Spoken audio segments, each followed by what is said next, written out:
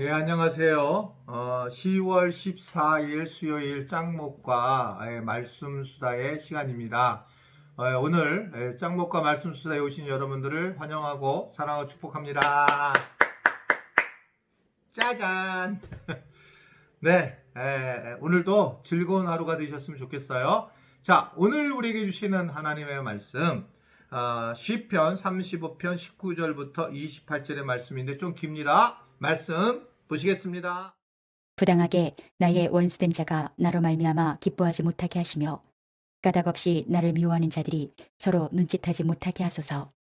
무릇 그들은 화평을 말하지 아니하고 오히려 평안히 땅에 사는 자들을 거짓말로 모략하며 또 그들이 나를 향하여 입을 크게 벌리고 하하 우리가 목격하였다 하나이다. 여호와여 주께서 이를 보셨사오니 잠잠하지 마옵소서. 주여 나를 멀리하지 마옵소서. 나의 하나님 나의 주여 떨치고 계셔서 나를 공판하시며 나의 송사를 다스리소서. 여호와 나의 하나님이여 주의 공의대로 나를 판단하사 그들이 나로 말미암아 기뻐하지 못하게 하소서. 그들이 마음속으로 이르기를 아하 소원을 성취하였다 하지 못하게 하시며 우리가 그를 삼켰다 말하지 못하게 하소서. 나의 진난을 기뻐하는 자들이 함께 부끄러워 낭패를 당하게 하시며 나를 향하여 스스로 뽐내는 자들이 수치와 욕을 당하게 하소서. 나의 의를 즐거워하는 자들이 기꺼이 노래 부르고 즐거워하게 하시며 그의 종의 평안함을 기뻐하시는 여호와는 위대하시다 하는 말을 그들이 항상 말하게 하소서. 나의 혀가 주의 의를 말하며 종일토록 주를 찬송하리이다. 네, 시편 35편 3일째 연속으로 말씀을 보고 있습니다. 참 억울한 다윗의 고백들이 쭉 나오고 정말 힘들었겠다. 그런데 그 힘듦 속에서 하나님과의 관계 속에서 왔다리 갔다리 하면서 하나님 앞에 공의를 구하는 그런 모습들을 오늘 우리가 이 다윗을 통해서 볼 수가 있습니다. 결국 사람에 대해서요 어떻게 생각하시는지 모르겠어요. 사람에 대해서 사람은 정말 변할 수가 있는 걸까? 어떻게 생각하세요? 사람에 대해서 변할 수 있는가? 저는 이제 이렇게 생각하고 있어요. 근본적으로 사람은 변할 수 없는 존재다. 그런데 하나님을 만나게 되고 성령님의 임재가 임하게 되면서 성령님의 임재를 통해서 사람의 변화가 나타나게 된다. 이렇게 생각을 해요. 그러니까 근본적으로 성령님을 받아들이지 못하고 성령님 충만하지 못하게 되면 사람은 변할 수 없고 사람은 변할 수 없는 이유 중에 하나가 철저하게 자기중심적이기 때문에 그렇습니다. 지지난주 제가 설교 때 말씀을 드린 걸로 알고 있는데 믿음이 출발이 자기에게서 출발을 하잖아요. 믿음이. 그러니까 왜 믿음을 갖니? 내가 구원을 받으려고 믿음을 갖는 거예요. 처음부터 내가 하나님의 영광을 위해서 그 믿음을 가질 수는 없어요. 내가 구원을 받고 내가 잘 되고 우리 가족이 잘 되기 위해서 처음에 기복적으로 신앙생활을 하는 게 맞습니다. 그러나 그것을 하다가 이게 왜냐면 인간의 자아하고 딱 맞기 때문에 죄성이. 그런데 그것이 이제 신앙생활을 하다가 하나님의 마음에 자꾸 합한 자가 되고 하나님 마음에 들어가고 성령님이 내게 하나님 마음을 부어주시게 되면서 이게 나를 위해서 살아가야 되는 게 아니라 이웃을 위해서 하나님을 위해서 살아가는 것이 좀 다르게 살아갈 수 있구나. 그것이 맞는 거구나 생각하면서 믿음을 가진 사람들이 다르게 살아가는 거예요. 이걸 뭐라고 예수님은 얘기하냐면 하나님의 나라를 이 땅에 확장시키는 것. 그래서 예수 믿는 사람들이 많이 나온다는 것은 하나님의 사랑과 이웃 사랑을 하는 사람들이 많이 나오는 것. 근데 만약에 이게 없으면 인간은 어떻게 돼 있냐면 정말 철저하게 악인들이 중심이 되어 있고 그 악한 것들이 결국은 바닥을 가지고 있다. 그냥 아예 밑에 깔려 있다라고 볼 수가 있습니다. 오늘 19절의 말씀을 봐도 자 부당하게 나의 원수된 자가 나로 말미암아 기뻐하지 못하게 하시며 까닭없이 나를 미워하는 자들이 서로 눈짓하지 못하게 하소서. 무릇 20절 그들은 화평을 말하지 아니하고 오히려 평안히 땅에 사는 자들을 거짓말로 모략한다라는 겁니다. 두 가지 다 나왔어요. 하나는 앞부분에 이 19절의 말씀을 보면 정말 엄청난 다윗의 개인적 이기적인 기도의 모습이 나오는 거죠.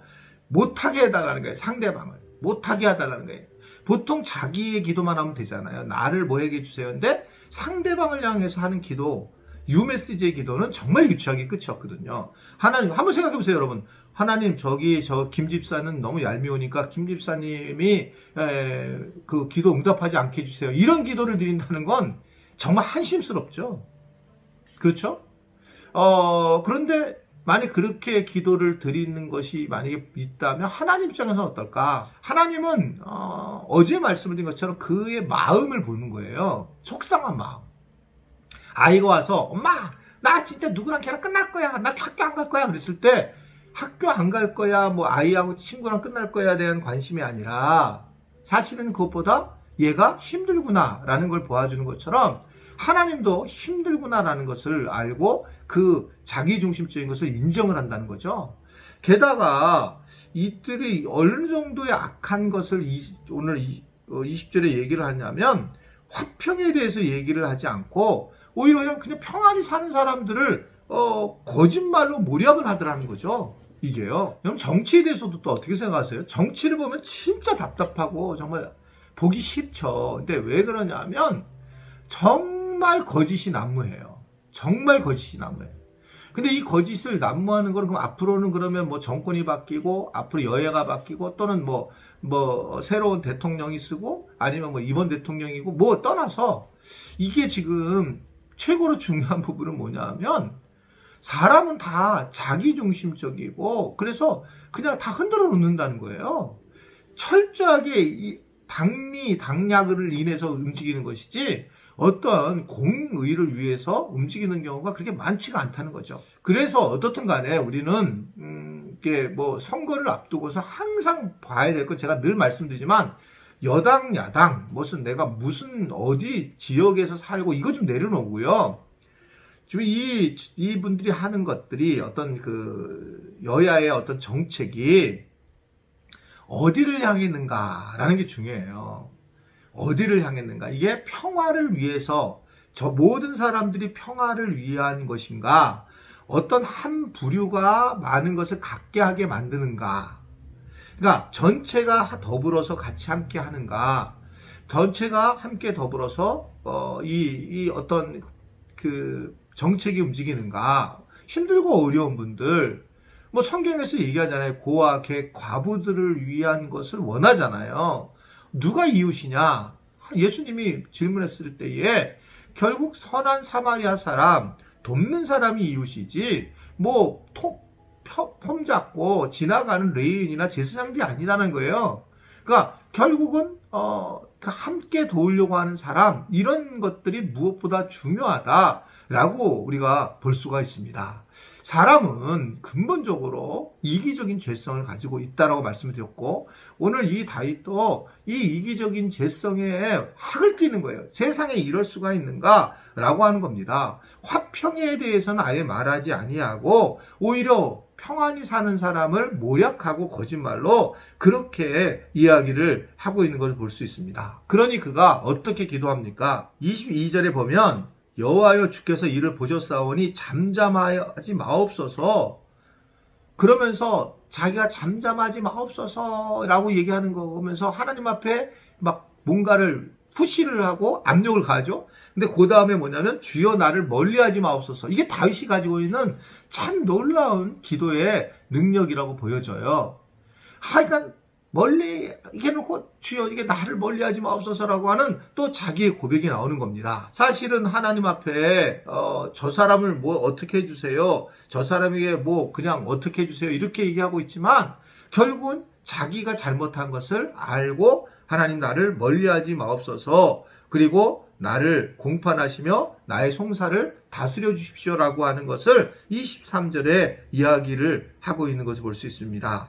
그러면서 24절에 주의 공의대로 나를 판단하시고 나로 말미암아 기뻐하지 못하게 하소서라고 하는 참 놀라운 기도를 하고 있는 거 볼 수 있어요. 우리가 하나님에게도 마찬가지지만 사람에게도 마찬가지입니다. 때로는 우리가 잘못할 수 있어요. 상대방에 대해서 또 이렇게 저렇게 얘기를 하고 있지만 바로 자기 자신을 살펴보는 것이 얼마나 중요한가, 하나님과 사람 앞에서 얼마나 이것이 필요한가를 우리에게 전해주고 있는 것입니다. 사람이 이제 살아가면서 영적인 급소라는 게 있어요. 그러니까 영적으로 우리가 아주 요령이라고 하는데 중요한 포인트가 있어요. 신앙생활 할 때, 그러니까 누군가 물어보잖아요. 신앙생활을 집사님, 권사님 어떻게 하세요? 이렇게 했을 때 자기가 가지고 있는 그런 게 있어야 돼요. 근데 그게 이제 뭐 저 같은 경우는 어떤 거냐면 모든 것이 하나님, 그러니까 나에 대해서 하나님은 나를 바꾸기를 원하신다. 그러니까 어떤 환경이 와도 시간이 맨 처음에 속이 상해서 막 얘기하지만 최종적으로는 내게 하나님 말씀하시는 게 뭘까? 이해가 안 되죠. 화평을 깨트리는 자들을. 그런데 저들 죽여주세요. 하나님 그렇게 얘기해놓고 근데 내게 왜 이런 게 왔지? 자기를 돌이켜보면 하나님 내가 잘못했습니다.